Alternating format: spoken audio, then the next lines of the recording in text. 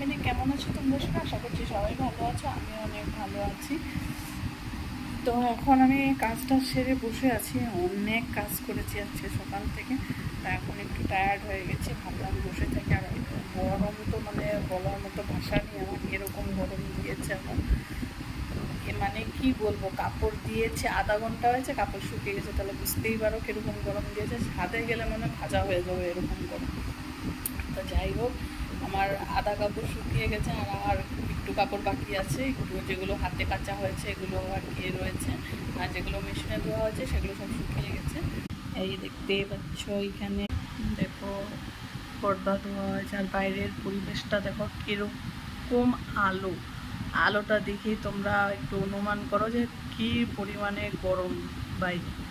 ঘরেও সেই একই গরম লাগছে, কিন্তু ফ্যানটা চালিয়ে বসে আছি, উপায় নেই, কী করব, আর কাজ করতে ইচ্ছে করছে না। আর আজকে সকালে তো একদম সিম্পল খাওয়া করেছি, ডাল আলু সিদ্ধ ভাত, বাস এটাই দিয়েছি আথার্বের পাপার টিফিনে। আথার্ব একটু খাইয়ে পাঠিয়েছি, কেন এত গরম, ভাবলাম দুধ বিস্কিট এগুলো কিছু না দিয়ে ভাতটা দিই, তাহলে পেটটাতে একটু ঠান্ডা থাকবে, না হলে দুধটা দিলে আর একটু গরম হয়ে যেতে পারে, এর জন্য বাচ্চা মানুষ তো এই আর কি। আর এখন জানি না কি আনবে, যেটা আনবে সেটা বানাতে হবে, এটা পরের ব্যাপার।